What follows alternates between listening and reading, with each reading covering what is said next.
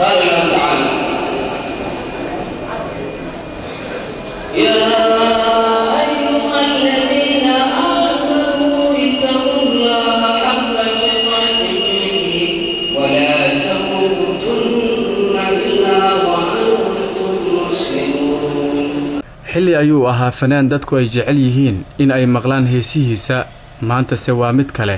horey waxaa loogu yaqaanay axmed biif, balse maantay waxa uu la baxay axmed khayr. shalay halkii uu ka heesi jiray masraxyada dumar iyo rag isku dhex jira oo u sacbatumaya macaanida codkiisa tulmoon, maanta waxa uu saaran yahay halkaas. waxa uu ku sowdaynayo ma ahan hees, waa kalaamka rabbigeenna casa wajalla ee uu ka soo dejiyey 7 samadood dushooda. waxa uu ka jeedinayaa muxaadaro masjidka weyn ee jaamaca ee magaalada Baydhabo. waxaa hortuban dhalinyaro boqolaal gaaraya oo xiiseynaya isbeddelkiisa iyo go'aanka uu qaatay ee ah barashada diinta iyo faafinteeda. intii uu muxaadarada jeedinayay waxa uu diiradda saaray in dhalinyarada aysan ku mashquulin wax ilowsiinaya mowdka iyo aakhirada.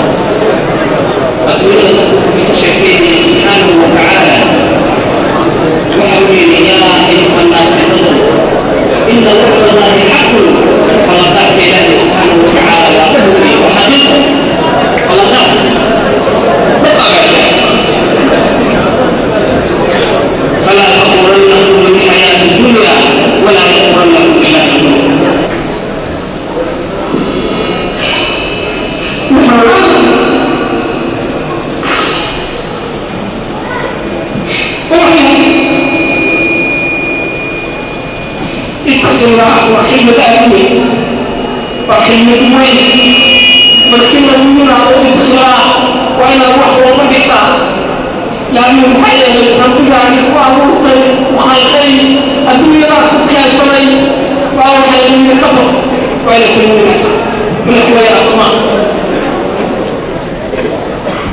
ما يجب من قومي إلى الذين يعتدون سبحانه وتعالى وفق وحق الله الذي أكيد سكسوا معه والأخرين عشان يقلبوا الصالحين بالنسبة للطرف البنينا بالنسبة للرجل يقول المسمى بالنسبة وحين الوجه ولا يوضح الدنيا ولا يوضح سبحانه وتعالى إلا يكون بالخطر والأدوية يستمشون وما خلقت الجن والإنس إلا ليعبدون رب سبحانه وتعالى جن والإنس ما أمرهم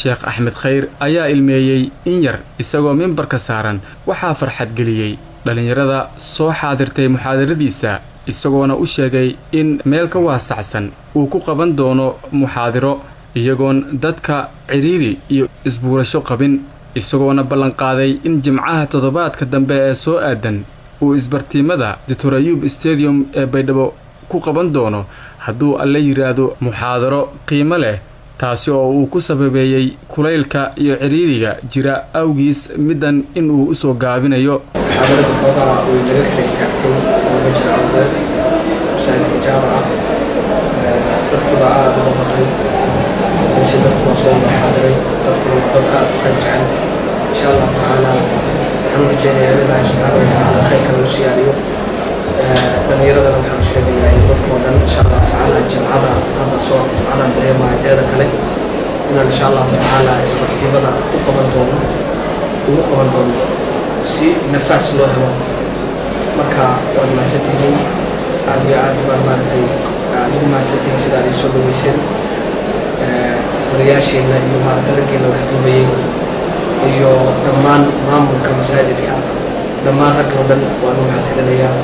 qofka alle khayr la doono waxa uu ku hanuuniyaa diintiisa. fanaankii shalay loo yaqaanay axmed biif waxaa alle la doonay inuu noqdo sheekh axmed khayr, wanaagga iyo xaqa dad ku wacdiya. hobolnimadii wuu ka toobad keenay, isbeddelkana wuu ka muuqdaa, hidaayadii allena wuu haleelay. cabdulaahi nuur aadan, TV-ga caalamiga ee SABC TV, Baydhabo.